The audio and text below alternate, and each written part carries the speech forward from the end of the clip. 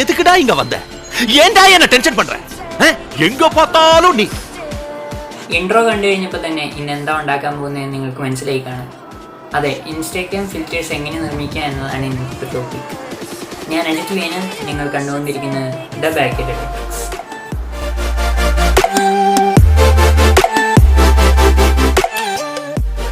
നമ്മൾ ഉപയോഗിക്കുന്ന 3 ആപ്ലിക്കേഷനിലാണിത്. അപ്പോൾ ഇതിനകത്ത് ഏറ്റവും മെയിനായിട്ട് ഉപയോഗിക്കുന്നത് സ്പാർക്ക് എയർ സ്റ്റുഡിയോ എന്ന് പറയുന്ന ഈ ആപ്ലിക്കേഷനാണ്. ഇത് നമ്മുടെ ഫേസ്ബുക്ക് ഇറക്കിയിരിക്കുന്ന ഒരു ആപ്ലിക്കേഷനാണ്. ഇതിൻ്റെ അകത്താണ് നമ്മൾ ഇഫക്ട്സ് എല്ലാം ക്രിയേറ്റ് ചെയ്യുന്നത്. അപ്പോൾ ഇത് ഓപ്പൺ ആയിക്കഴിഞ്ഞാൽ നമുക്ക് ഇങ്ങനെ ഒരു വിൻഡോ കാണാം.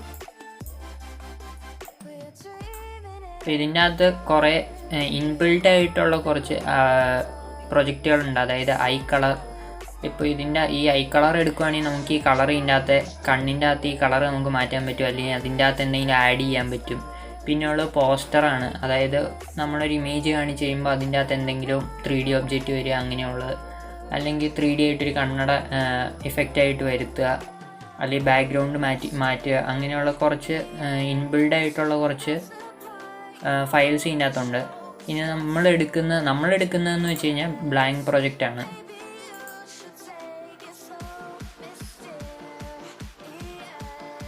അപ്പോൾ അതെടുത്ത് കഴിയുമ്പോൾ വരുന്നൊരു വിൻഡോ ആണിത്. അപ്പോൾ ഇതിനകത്ത് മെയിനായിട്ടുള്ള കുറച്ച് ഓപ്ഷൻസ് ഞാൻ പറഞ്ഞുതരാം. അപ്പോൾ ഇതാണ് നമ്മുടെ വർക്ക് സ്പേസ്.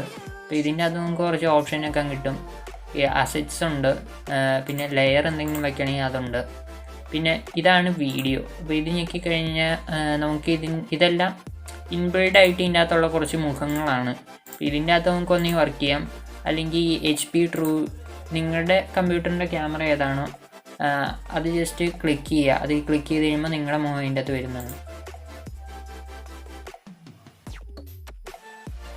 അപ്പോൾ ഇനി നമ്മൾ ചെയ്യാൻ പോകുന്നത് എന്താണെന്ന് വെച്ച് കഴിഞ്ഞാൽ, ജസ്റ്റ് ബിഗിനിങ് ആയത് കാരണം ഞാൻ തലയ്ക്ക് മുകളിൽ എന്തെങ്കിലും ഒരു എഴുത്ത് എങ്ങനെ നമുക്ക് ഇതിനകത്ത് കൊണ്ടുവരാൻ പറ്റുമെന്ന് നോക്കാം. അപ്പോൾ അതിനായിട്ട് നമുക്ക് വേണ്ടത് ആദ്യം ആഡ് ഒബ്ജക്റ്റ് കൊടുക്കുക. അതിൻ്റെ അകത്ത് ഫേസ് ട്രാക്കിങ് ഇൻസേർട്ട് ചെയ്യുക. അപ്പോൾ ഇവിടെ ഫേസ് ട്രാക്കിംഗ് എന്ന് പറയുന്ന ഒരു ഫയൽ വന്നതാണ്. അപ്പോൾ അത് ക്ലിക്ക് ചെയ്തിട്ട് റൈറ്റ് ക്ലിക്ക് ചെയ്ത് കഴിഞ്ഞാൽ ഇവിടെ ഒരു ആഡ് എന്ന് പറഞ്ഞൊരു ഓപ്ഷൻ വരുന്നതാണ്. അപ്പോൾ ഈ ആഡിൻ്റെ അകത്ത് നമുക്ക് കുറേ സംഭവങ്ങൾ ആഡ് ചെയ്യാം. അപ്പോൾ അതിൻ്റെ അകത്ത് പ്ലെയിൻ ആഡ് ചെയ്യുക. അപ്പോൾ ഈ പ്ലെയിൻ എന്ന് പറയുന്നത് ഈ ഫേസ് ട്രാക്കറുമായിട്ട് കണക്ട് ചെയ്ത് വെച്ചേക്കുകയാണ്. ഇനി നമുക്ക് ഈ പ്ലെയിൻ നമുക്ക് മുകളിലോട്ട് നമുക്ക് മാറ്റാൻ സാധിക്കും. അതായത് ഇങ്ങനെ മുകളിലോട്ട് എടുത്ത് മാറ്റിക്കഴിഞ്ഞാൽ അത് തല ആടുന്നതിനനുസരിച്ച് ആ പ്ലെയിൻ അനങ്ങിക്കൊണ്ടിരിക്കും. ഇനി നമുക്ക് അവിടെ ഒരു എഴുത്താണ് കൊണ്ടുവരുന്നത്. അപ്പോൾ ഇനി അത് നമുക്ക് ഡിസൈൻ ചെയ്യാം. അപ്പോൾ ഇത് മിനിമൈസ് ചെയ്യാം.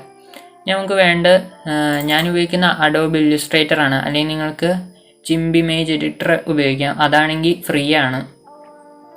അപ്പോൾ ഇല്ലുസ്ട്രേറ്റർ ഓൺ ചെയ്യുക.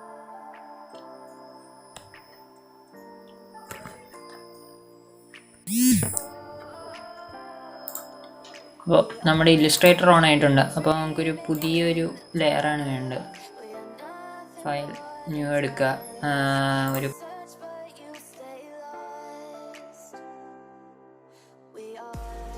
ഉണ്ട് നമുക്ക് അടിക്കാം. എന്തടിക്കും? ബാക്ക്യാർഡ് ഇലക്ട്രിക്സ് എന്ന് തന്നെ അടിക്കാം.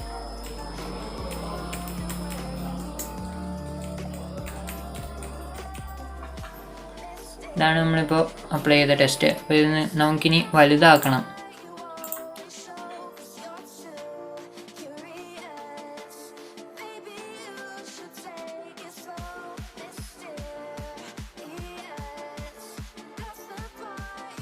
നമ്മളിതൊന്ന് വലുതാക്കി എടുക്കുകയാണ്.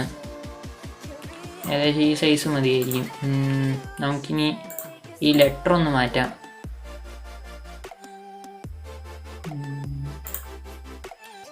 നമുക്ക് ഈ ഒരു ഫോണ്ടിലേക്ക് കൊണ്ടുവരാം. കളറും നമുക്ക് ഈ ഒരു ഫോണ്ട് എടുക്കാം. നമുക്ക് ഇത് നേരെ നമ്മുടെ ഇതിലേക്ക് ആഡ് ചെയ്യേണ്ടതുണ്ട്. അതിന് ആദ്യം എക്സ്പോർട്ട് ചെയ്യുക. എക്സ്പോർട്ട് ആസ് PNG ആയിട്ട് നമ്മൾ സേവ് ചെയ്യുക. അതായത് എക്സ്പോർട്ട് ചെയ്യുക.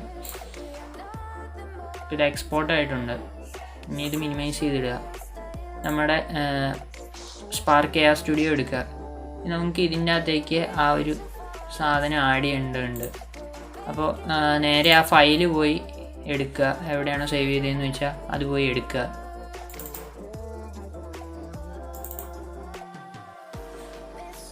ഇതാണ് ഞാൻ എടുത്ത ഫയൽ.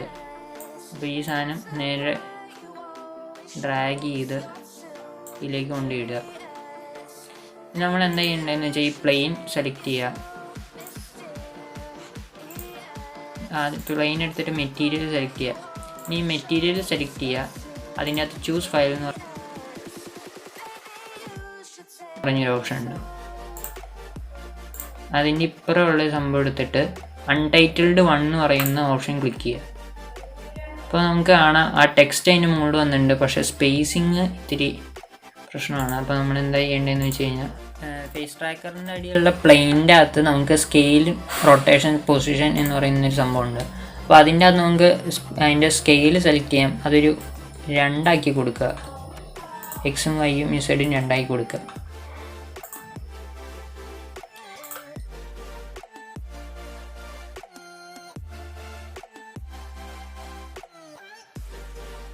y 1 മതി. ഇപ്പോൾ നമുക്ക് അത്യാവശ്യം നല്ല രീതിയിൽ അത് കിട്ടിയിട്ടുണ്ട്. ഇതാണെങ്കിൽ നിങ്ങൾക്ക് ഏതൊരു എഫക്റ്റും ഇതിൻ്റെ മുകളിൽ കൊണ്ടുവരാൻ പറ്റും. ഇതിപ്പോൾ ഞാൻ ബേസിക്കായിട്ടുള്ളൊരു എഫക്റ്റ് കൊണ്ടുവന്നാൽ ഇനി നമുക്ക് വേറൊരു രീതിയിലുള്ള ഒരു സംഭവം, മുഖത്ത് കുറച്ച് ടാറ്റുവിങ്ങും പരിപാടികളും അടുത്ത എപ്പിസോഡിൽ കാണിക്കുന്നതാണ്. പിന്നെ ഇതെങ്ങനെയാണ് നമുക്ക് ഷെയർ ചെയ്യേണ്ടതെന്ന് വെച്ച് കഴിഞ്ഞാൽ ഈ ഫയൽസിൻ്റെ അത് നോക്കി കഴിയുകയാണെങ്കിൽ നമുക്ക് എക്സ്പോർട്ട് ഉണ്ട്. ഈ എക്സ്പോർട്ട് നമ്മളിപ്പോൾ ഇത് എല്ലാത്തിനും ഒരുപോലെയാണ് കൊടുത്തിരിക്കുന്നത്. എക്സ്പോർട്ട് ചെയ്യുക. അപ്പോൾ നമുക്ക് ഈ ഒരു എഫക്റ്റ് നമുക്ക് സേവ് ചെയ്യാൻ പറ്റും. നിങ്ങൾക്കിത് പബ്ലിഷ് ചെയ്യണമെന്നുണ്ടെങ്കിൽ ഇതിൻ്റെ അകത്ത് അപ്ലോഡ് എന്ന് പറഞ്ഞൊരു ഓപ്ഷൻ ഉണ്ട്. ഇത് അപ്ലോഡ് ചെയ്ത് കഴിഞ്ഞിട്ട് ഫയൽ കാൽക്കുലേറ്റ് ചെയ്യും. അത് കഴിഞ്ഞിട്ട് അപ്ലോഡ് കൊടുത്തു കഴിഞ്ഞാൽ നമുക്ക് നേരെ സ്പാർക്ക് എയർ സ്റ്റുഡിയോയുടെ ഒരു സൈറ്റിൽ പോകും. അതിൻ്റെ അകത്തേക്ക് അപ്ലോഡ് ചെയ്യും. ഇന്നത്തെ വീഡിയോയിലൂടെ നമ്മൾ പങ്കുവച്ചത് എങ്ങനെ ഇൻസ്റ്റാഗ്രാം ഫിൽറ്റേഴ്സ് ഉണ്ടാക്കാം എന്നുള്ളതായിരുന്നു. അപ്പോൾ ഇതുപോലുള്ള ഇൻട്രസ്റ്റിംഗ് ആയിട്ടുള്ള പുതിയ വീഡിയോകൾക്കായി ഈ ചാനൽ സബ്സ്ക്രൈബ് ചെയ്യുക. തൊട്ടടുത്തുള്ള ബെല്ലൈക്കൺ കൂടി എനേബിൾ ചെയ്യുക. അപ്പോൾ അടുത്ത വീഡിയോയിൽ കാണുന്നവരെ it's me Ajith signing out.